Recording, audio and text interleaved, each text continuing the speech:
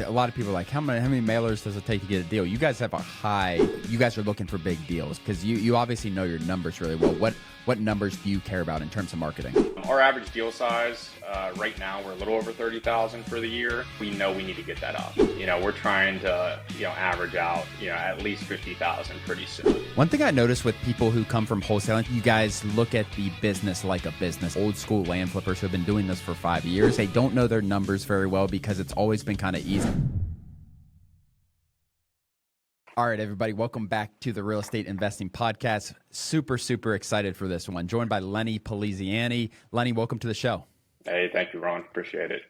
And I just got off a recording with someone else who started around the same time. I think she actually started in January. You started last November, but the successes of people who have joined in 6 months period is incredible. What initially got you into land investing?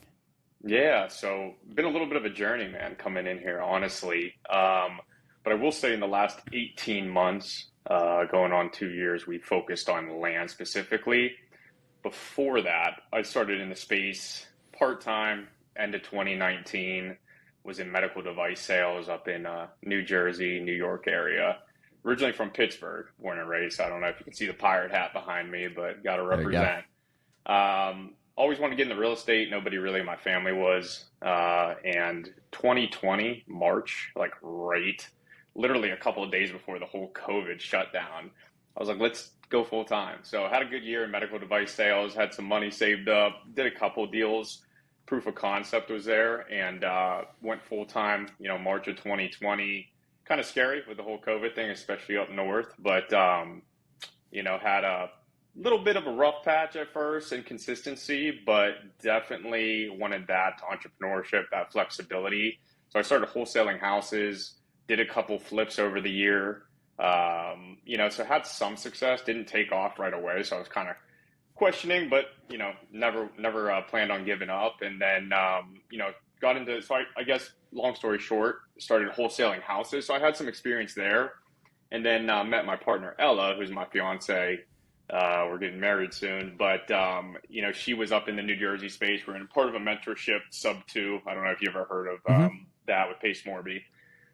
Met through there, and hit it off, did some deals together. She brought a lot of skills to the table, kind of opposite of me, and started working together full-time 2023. And then we were just doing a lot of deals and started doing them virtually. North Carolina is kind of like our main market. We've expanded since, and would come across land deals, mostly like infill lots, and would disposition them, from a wholesale double close perspective. We were assigning them, but never really focused on them until we started popping some really good ones. And we're like, this is a lot easier at times. There's some difficulties in itself with land, but you don't have the emotional attachment, the occupancy situation. So it kind of clicked. And obviously the Charlotte Metro and North Carolina is a good market overall for land. And we're like, let's go all in on land. But the thing is, why we joined, like you said, not too long ago, was because we came from kind of I'd say maybe the opposite side. A lot of people getting into this space, starting with land, we came from infill within the city limits. So we got really good at that. But we're like, hey, we're limiting ourselves here. And, there's a lot of opportunity if we expand more acreage, but we're like, we tried it, and we're like, we need some help here and make sure we're doing things right, shorten the learning curve. And that's when we joined your course and program. And, I've been getting one-on-one coaching and everything else that you guys offer, obviously. And, now we're here today. So we've definitely done some outside of city limits, rural, some minor subdivide type of deals. And we see the potential there. So that's awesome. And yeah, just and credit to you and Ella for keeping your mind open. Because some people are having success in wholesaling, info lots, all these things. It sounds like you were. And it's yeah, this is the thing I'm doing. Where you kind of kept your mind open to okay, there might be something else here. So you didn't do a rural deal before you joined the program in November. Is that correct? No. And now are you still doing any wholesaling info lots? You got away from wholesaling houses, I would assume, but are you doing any of that stuff? Yeah, so we are trying to mix. We tried to go all in it. We had a really good year last year. Oh, nice. Just full time infill lots, bread and butter in our market.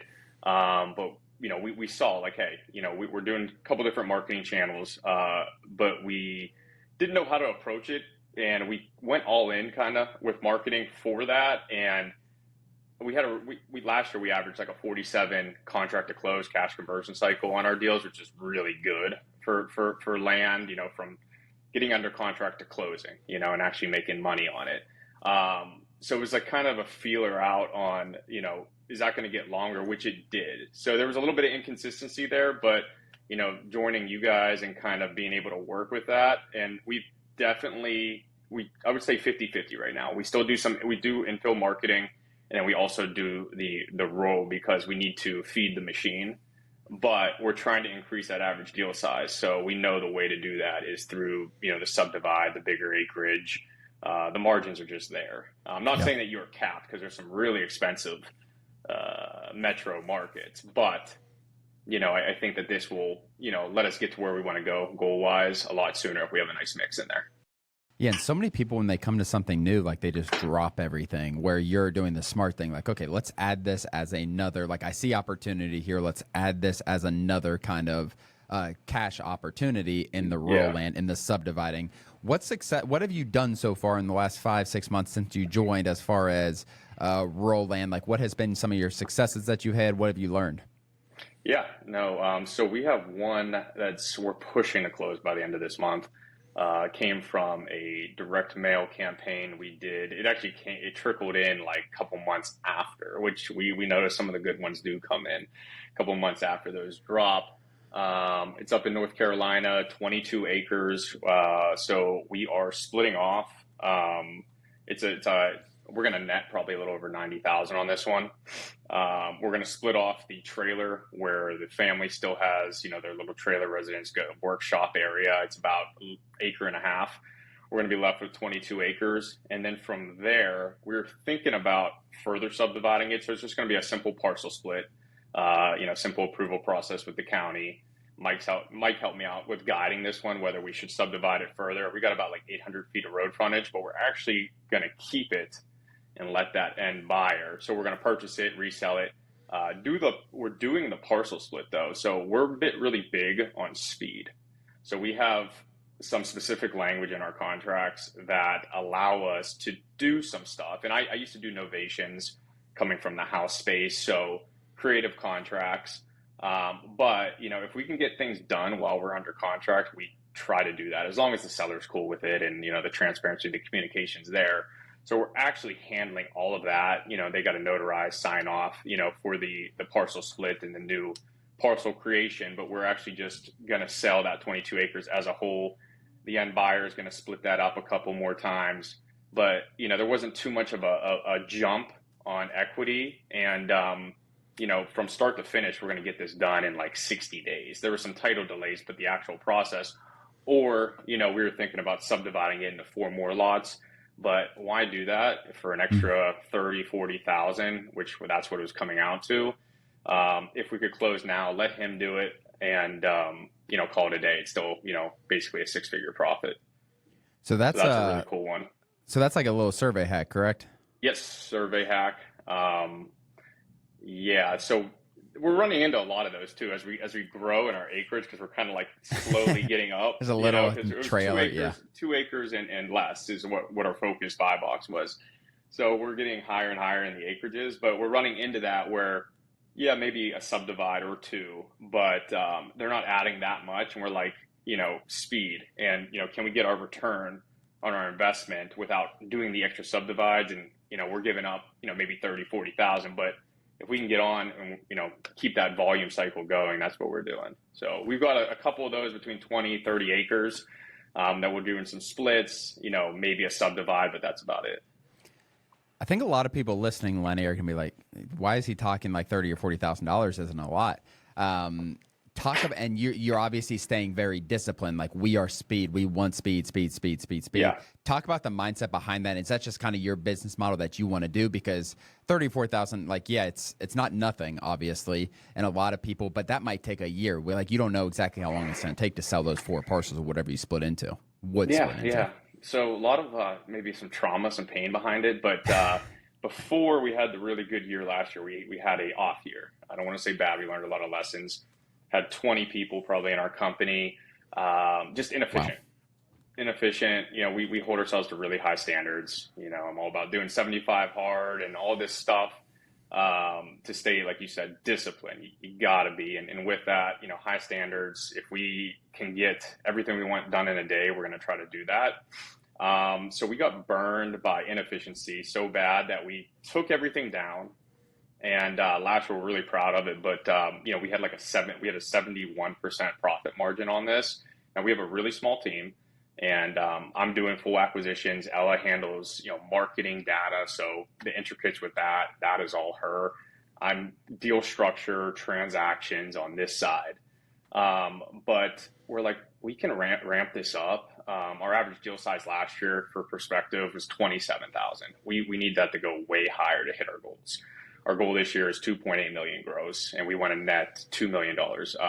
So to be able to do that with a small, lean team, we have to make sure we're on top of it. So that comes down to giving up. So if we have a $90,000, $100,000 deal and we could do an extra 2 to 3 subdivides for the audience, that's 3, 4 extra listings, which, anything could happen. You have external people you bring in to list your properties, markets could change, so that goes from 6 realistically, worst case scenario, 12 months later to get fully paid out.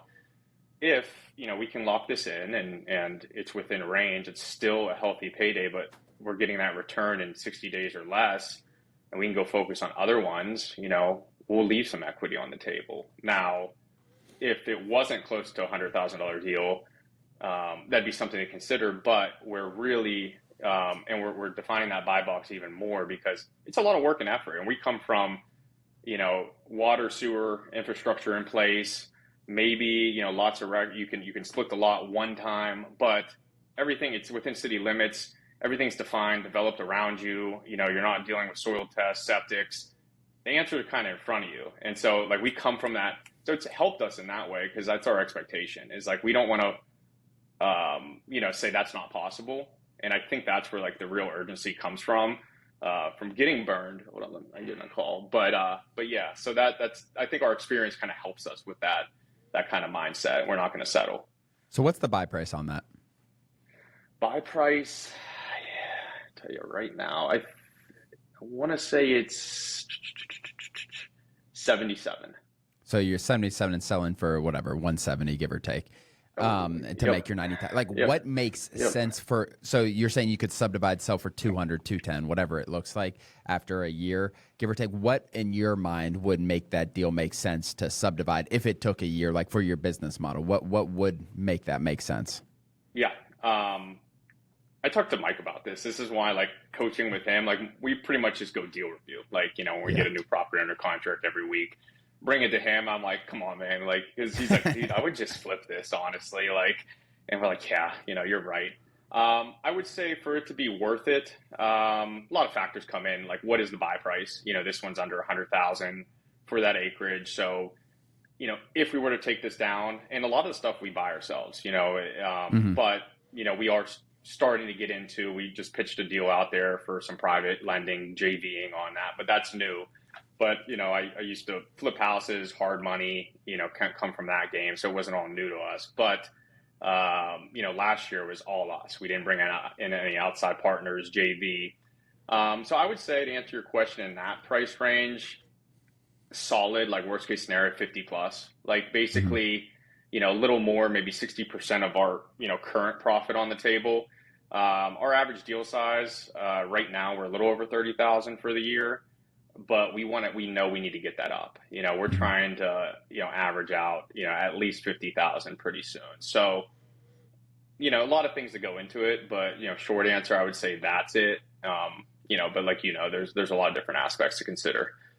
Yeah, for sure. What does your what's your current marketing look like? I know Ella does a ton for you guys in terms of that side of thing. What does your current marketing look like? Your strategies? Yeah. Um, so as far as over the top, we try to stay really efficient with this one too. Like we do not have lead managers. We have a really lean machine. She has three right now overseas, high quality, high trained. They do a lot of underwriting, employees on her side, plus an admin, and herself. With that, I think they're averaging right now, just the last, 30, 60 days, sending out, I would say 15,000 text messages a week on average. That varies too, depending on what markets, what data, rural infill, those tend to change things a little bit. Direct mail, we were doing it consistently, but we are trying to build up that, and we're doing SMS, a little bit of cold calling right now. We're starting. We were doing that before, but we really want to get it where we can operate all three of those together. As far as getting the systems down and the capacity, that's something we're working on. But I would say right now, I think we sent out 7,000 mailers so far this month, just for perspective. So around 10,000 we want to do consistently, and 60,000 text messages, and that varies a little bit. Do you care about like marketing? A lot of people are like, how many mailers does it take to get a deal? You guys have you guys are looking for big deals, or like $50,000 average is what it sounds like you're looking for. Do you guys care? Like, is that part of the numbers, or just like kind of ROI at the end of the day? Like, how much am I spending on marketing? How much profit is this bringing? Because you obviously know your numbers really well. What numbers do you care about in terms of marketing? Yeah, we're aiming this year. We want to have an 8 ROAS, return on ad spend. So, we'd rather do the quality over quantity. We tend to get burned. I think we work really well keeping it small and controlled, at least right now. When we have sent out some mailers where we, do the pricing, blast it out, but they're not, envelope letters. And we take pride in our, returns and our margins. Like I said, like 70% last year net profit, and we came from where we were, I think, like 17 or 20 the year before. And we're like, dude, we're working so hard for so little. So yeah, that if that answers your question, we would rather, make sure that we'd stop a marketing channel to make sure that we're ready. We have the things in place to do niche, to do quality, just because we can't handle that influx of leads. The cold leads that come in, they take up all the time. I mean, I'm doing full acquisitions right now. It's not, this is for everybody. It is not pretty. I mean, we work a lot, and yes, we've had some wins, but also like, especially this year with the transition to the role and getting used to that, it's a lot different, even though it's the land space, but we need to protect our time as much as possible. So that might be a higher than average than in the industry, but we can't get bogged down. It's happened where it's a little return on our money. Yeah. So, how has the land portal kind of played into like the efficiency of your marketing? Have you guys use a lot of different filters on that? Like, how has that played into your business model? Yeah, I wish Ella was on here because she's the one really playing with it. I go in there. I mean, it's game changing, obviously. Before that, we were guessing, but I mean, we use it. I mean, rely on it. I mean, it's been game changing, and it's, the way it's getting better so quickly. But I use it just on my side, comping the new AI comping tool. I know that this has helped her tremendously with, the front end data, pricing out mailers with some of the new things that you guys have added on. But it's where we pull our data. So before that, we're coming from, the old school game, PropStream, and even before that, some of those platforms. I mean, that's where we were pulling our data straight from the source. So this definitely, for a small team, lets us be more efficient and cuts into that speed, that cycle. Is Ella gonna trust the comping when you can blind offer with that data when that data's in there? Or is she gonna have to do it herself still?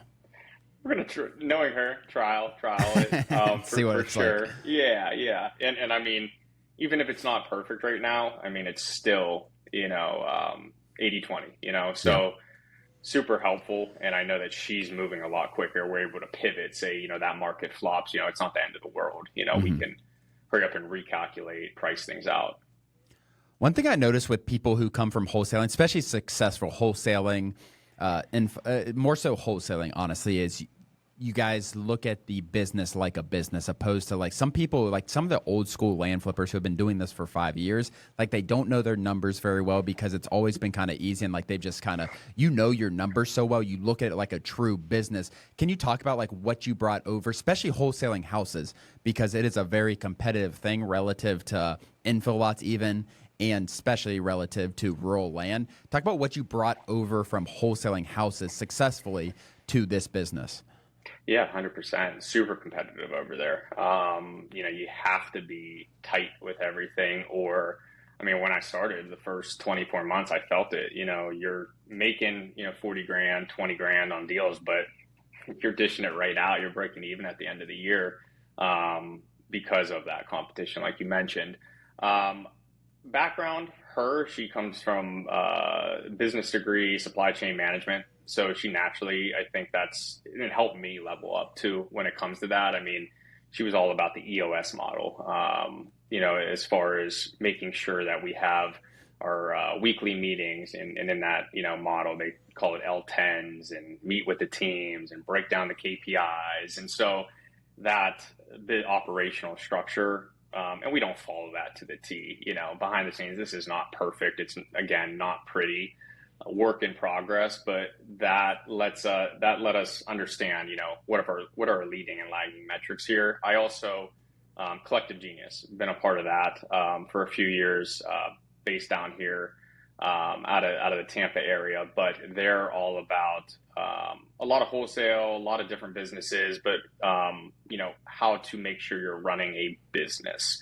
So I learned a lot from that program, that mentorship, as well, as far as making sure this isn't just a hustle, even though, we're still fully in the business and it is a hustle, but we at least have that skeleton somewhat in place. That makes a lot of sense, and I see so many. So, like I said, successful wholesalers who come over like do really well in this business because they got everything down pat. They understand. Ever wondered how land investing can be the fastest path to financial freedom? I break it all down in my new book, One Lot at a Time. I'll show you exactly how to find, buy, and flip land for huge profits without dealing with houses, tenants, or any crazy renovations. It's simple. This is the book that I wish I had when I first started. If you're ready to take control of your financial future, grab a copy now. One Lot at a Time by Daniel Apke. Find it at your local bookstore or on Amazon.com. One thing that you said earlier was that you had 20 employees at one time, and I feel like the last few weeks as I've been recording episodes, it's been a consistent thing. Like, and so many people look at like hiring, and I have a 20-person team that's like, I'm making all this money. And realistically, as I'm sure you know, like you might be making more money now than you had with a 20-person team. And so many people have done 2, 3, 4, 5 deals. Maybe they're making $30,000-$50,000 per month. You're like, I want to hire a big team. Talk about that kind of mistake. And I don't know if it's a mistake then, or like you look back, you're like, I just kept people on too long. What happened there, and what'd you learn? Yeah, I mean, it looks cool. It used to be all about, Sounds cool. Hey, look at my big team, getting an office soon, have an office, whatever. I mean, you feel like you have a business, but I'll tell you what, when you look at your returns and all of that, and you're not bringing in money and you're working 80, 100 hours a week, it's not cool. So learn the hard way. If somebody can skip that, like suck up the ego, like stay in your business, unless you just come from a background and you absolutely have that skill set, because people can be the best asset, but it's a skill, leadership, A+ players, and you're not turning these people, and it's not all on you. Like, you got to make sure you have that, they want it too. And so, exactly what you just described, like we were there, but we cut corners as far as maybe hiring the right person just because they'd be willing to accept commission only, or a lower salary, or didn't need, full W-2 and benefit, all of that stuff, and sacrifice. And you think you can turn them into that person. That's not the case. And so before you know it, even if you're on top of it, a month, 2 months goes by and they're not bringing in income, they're taking it. Your conversions go down. And that's exactly what the pain that we went through. So slow to hire, quick to fire. We knew that, but it's easier said than done when you're in it and you have people and you're having these coaching sessions and spending all this time and you're not even, a pro at it. I'm far from it. I've been in this game for 5 years, far from it, and it takes a lot of experience, and you better make sure that, you have your reserves 6 months, you're consistent, you have doubt in processes, and you got to expect when you bring somebody in, no matter what, even if they make your business better right off the jump, you're going to have a little bit of a shuffle where it might disrupt your normal income because it's a disruption to pattern. So, I just would caution, just make sure, make sure you have everything dialed in, you have reserves, you're liquid, you can see the next couple months and predict the worst, and not being pessimistic, but you have to be if you don't want to be disappointed or have your bank account depleted. If this is brand new to you in general and you had some success off the start coming into the business. So I think people like delegation has been like celebrated and stuff. Automate, and delegate. You can delegate, and you can delegate the wrong way. And like one A player can do the job of 4 C players. And like when you get that A player around you, like, oh, that's what it's like. This person's making me a lot more money, and I don't have to babysit them. So I think it's tough because you really don't know. And I really always caution people when they're hiring their first employee, like they always are talking about like, yeah, this person's going to do so well. They're going to do this. They're going to do this. I'm like, no, they're not. They're not doing any of that. Like they are going to like have low expectations for people when they come in. Like, yeah, you want them to do well and everything. But if you just expect them to come in and just like know everything right away and like change your business, like I think that's the mistake a lot of people make, because a lot of people talk really big in interviews and they have too high of hopes, and then their hopes always lets them down.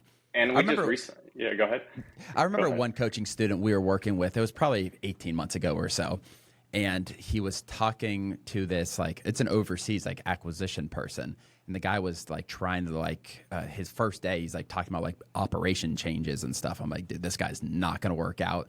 Like then he started to negotiate like different commission on the second week. And yeah, let's just get rid of him. Like you gotta be willing to fire fast if you know, like this doesn't feel right. Yeah. And we just, speaking all of this, I mean, we just made that mistake. Like us, we know all of this, we've been through it. There was red flags in the interview process. And I mean, we took our time. I mean, 2 months of interviewing, doing projects along the way. We're big followers of Alex Hormozy and think he's just a business wizard. And he talks like, right away, you'll be able to tell, but there was a couple of red flags during the interview process, and we talked about them out loud, and we're like, we got impatient. We hired this person, a land entitlement manager. He's going to come in, streamline, underwriting when marketing got converted to our sales side, do some upfront feasibility, and just, hand them over to me and, go from there and just kind of direct me. So because that takes up some time no matter what. There's a lot of underwriting, a lot of feasibility work that goes into it, at least on our side, before we fully are under contract in our true diligence period. He worked for a big time home buying company, actually used to have experience as a planner for a county, like all the credentials there, and nothing wrong with him. It just, wasn't the right fit, and the, red flags as far as expectation with speed. And he had all the knowledge and experience, but, we just had that, and it took up 60 days, and it was nothing about hiring him and the big lesson there, but it took it slowed us down. It got us off track. And again, he'd be great in another company, but we knew what we were looking for, and we took a chance on that. And it backfired. Now, we did have a success story last year. We brought on a transaction manager. She handles all of our files once they get under contract. Over 1,000 transactions and experience. Came from a couple big companies. Her name's Christy, so if she watches this, shout out Christy. Lifesaver, awesome, hard worker. She's in Texas, just stand up A+ player, and that's why we are, the success we've had and the efficiency. I mean, she's one of the main reasons. So, but we hired her when we could, and maybe we waited a little too long just to be safe. but we could bring on somebody of that caliber, make sure that they were compensated as they should be for their experience. Didn't feel rushed. Like we got in our own heads with that last hire, but we did things right on her. And things could still go wrong when you even do all that, but so far, she has been an awesome asset to our business. And that's not somebody that we could have brought on or afford to bring on, just 24 months ago. So we had to wait for that. And it's just one employee instead of 10. And she handles all of our files and is a wizard when it comes to title stuff. And, I trust her. I learned from her, and it's an amazing feeling. That's awesome. I mean, someone like that you can trust and that like you don't have to babysit, and that seems to be really working out. One thing like EOS is like it's hiring based on core values, like understanding your business core values. That's EOS, right? Is that correct? Yep. I've watched so many different things, but yeah, EOS and like hiring based on core values, and it does not matter the skill level. I don't care if you have. It's like a sports team where you have a misfit culture wise. You have like it doesn't matter how good of a player they are, it's not going to work out. And that's the same way when you're hiring. Like you need to have a set of values that you want people to have. For us, like transparency, honesty is huge. Mm-hmm. People who take action, people who want to grow themselves and become the next version of themselves, we kind of call it. Yeah. And those are the people you want to be around, not necessarily ours. Make your own core values for when you're hiring, but you need a set of them that you can stand by. And those are the types of people outside of skill set that you need to hire based on. Can you talk about that? Like, I assume you have core values and stuff like that, but it doesn't matter how good of a salesperson they are, transaction coordinator, whatever it is. If they are a liar or something like that, they're not getting hired by me. I'm sure you have similar stuff. Yeah, like that's where it's, again, like just needs to match. Nobody's good or bad, but the soft skills, that what are they doing? What are they working towards personally? Does that match up? Like you got to know them a little, as far as what's going on outside of their work. They could have all the aligned experience in the world, but if they're not relentless in their excellence, if they don't have high standards, disciplined results, and they don't talk about it directly, you don't hear it in what they're doing or what they do on their free time, and that's happened again and again. And it's like, damn, like step 1, 0 to 1, don't blow that off. Don't get sold. Don't jump ahead. Don't want it more, because it's going to cost you at the end of the day. So, yeah, I mean, as far as the relentless excellence, that could have been something we missed with that one hire, where the standards just weren't aligned, and it ended up turning into a bigger ball of trouble than it was up front, and a distraction. And it's got to be spot on. You can't have 2 out of 3 or how many core values that you have. I mean, you got to be as aligned as possible. And yes, you can work together. You can work on some of their experience, but if you're going to pay, make sure that they have that experience as well coming in. And the goal is that you'll, eventually when they really sit in the seat, you'll learn from them. I mean, that's the beauty in it. For sure. And yeah, this turned into like a hiring podcast, which I love because we don't do many of these. And so many people are in that position. And guys, don't just blow by this stuff. Like this stuff is real in terms of you're going to make bad hires. Like it's going to happen. Like it's just, you got to be able to get rid of them fast. But there are things and key things that you can take out of this episode for like how to avoid some of these mistakes. Like bad gut feelings are typically bad gut feelings, and you never like have a bad gut feeling when you're hiring someone, and then like 6 months later, you're like, I'm so happy that I ignored that bad gut feeling. There more times than not, they're not there anymore. But what advice, Lenny, you have such a wide array of experience in real estate in general, wholesaling, info lots. Now you're doing a lot of rural land. What advice would you have for someone looking to get into real estate, looking to maybe get into land? Yeah, no, go slow to go fast. This is a marathon. Develop, and this is still something that we're working on our end, but make sure you're clear with your goals. Like that was something that made maybe my journey to this point not a little slower, but lessons learned. But I could be a more sniper along the way. It's just knowing what you want. Last year we set our goals, to hit 1.394 gross profit with a net profit of $896,205.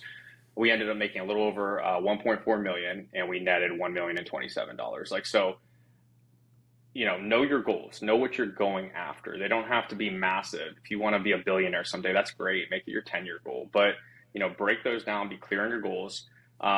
Be a sniper in your approach. The reason why I'm talking like this is because I'm still making these mistakes and I've made these mistakes, but focus on one thing. If you want to get into land, pick something that maybe matches or what you get excited about, but maybe one type of land, whether it's rural or one market, or you want to go virtual in your backyard. Really get to know that. I believe, it's always good to go deep, not wide. Take your time. Get really, really good at what you do.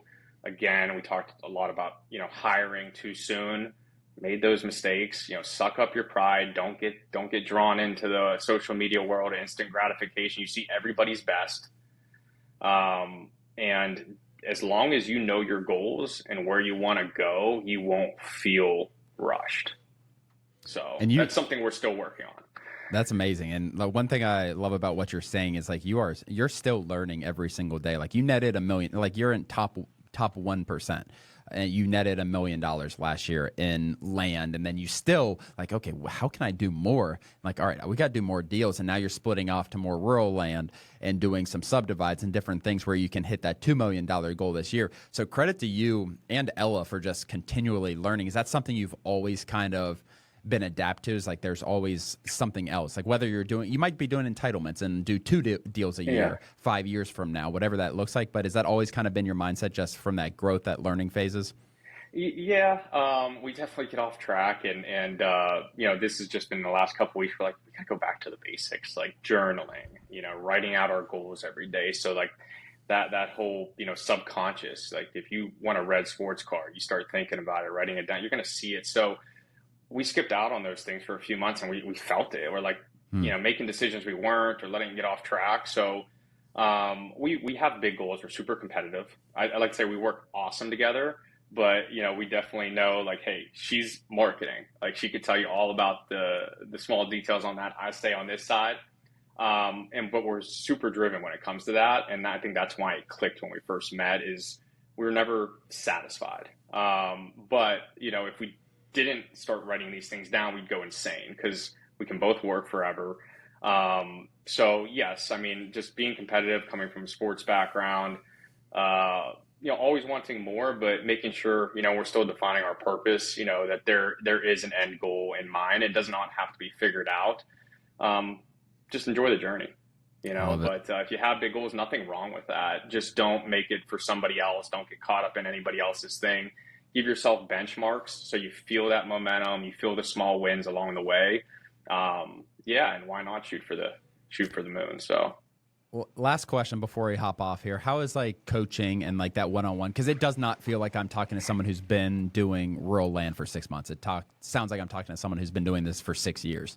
So how has like coaching maybe expedited success or just avoided some mistakes? What has that done for your business and kind of your future? Yeah, well, shout out to your brother, Mike. He's, awesome. Definitely helps give us confidence, and some answers, that we would have maybe gotten wrong. Yes, we did come from the land, and, we had a little bit of experience before that. But you have a community of people doing the same thing that you're doing. When it comes to rural, just because maybe we come from the opposite side, there's definitely in every deal different ways to go about it, and it's kind of like a risk. Yes, you have your comps and price per acre and some proof of concept, but you really don't know at the end of the day. So I wanted to do one-on-one coaching with Mike. So on top of just having the general Discord and community, and what's your podcast and all of that, meeting with Mike every 2 weeks is our cadence, and by then we have 1 or 2 new rural deals coming in. I'm like, Mike, just, I already underwrote it. I already have the details here. I'm not going to tell you anything. Basically, let's underwrite it live. What would you do? Do you think we should subdivide it? So it gives, having that support there in uncharted territory gives an extra level of confidence and perspective. For example, we have a 30-acre deal we're marketing right now. I was looking at it. So it's interesting. We have 3 parcels we put all under one purchase agreement. We have a 2-acre parcel a 14.1 acre parcel and a 13.9 acre parcel. The two, 14 acre parcels are adjacent by a boundary line. The one has like 2,000 feet of paved road frontage and, a little awkward of a shape, but I'm like, this is perfect subdivide. The proof of concept across the street. Not saying we're going to do all 2-acre lots, but I mean, excellent road frontage, flat. Then the other parcel has 250, maybe 300. It has a deeded easement going to the neighbor behind us through the middle, had some cleared spaces. So I automatically thought that the one with the large frontage that was untapped was like, that was the holy grail of this deal. But he actually was like, I love this parcel actually more than that and then he brought in that like different aspect of what's benefits compared to, I'm looking at just pure subdivides, like cookie cutter deals. He's looking at, well, like somebody that's going to buy this, maybe it's not a developer, and especially in this area. So one, what I see is you already have money in cleared areas. I mean, this is previously farmed land. Like 50% of the property is cleared, even though it's not on the frontage. All of it's on the frontage. And then you also have, basically, I mean, it's in really good condition. You have access throughout the property into 2 open cleared spaces. So somebody doesn't have to make a trail. I mean, there's some improvements already done to this land. And I mean, somebody could put multiple home sites on it, use it for rec land. They already have access to the front to the back of the property. I love this one more. And I'm like, damn, like I was totally looking at that. Like, that's awesome, because I would have definitely like, that's the little sister. And so things like that, you might not understand or might not look as a value, but in the land game, especially out when people want acreage, those are values. So that was like one of the big things. I'm like, I totally overlooked that. It's so easy to like, once he said that, I'm like, duh. But that was one of the big things. Makes sense then. That's awesome. Well, Lenny, I really appreciate you coming on. This podcast is going to help a lot of people, which is why we do this. It's going to give a lot of people perspective on this business, what they can potentially do. So really appreciate you coming on. If you guys are watching on YouTube, hit the subscribe button below, listen on Spotify or Apple, share this with a friend. Lenny, thank you so much. We'll see you guys next time. Yeah. All right. See you later, Ron. Bye.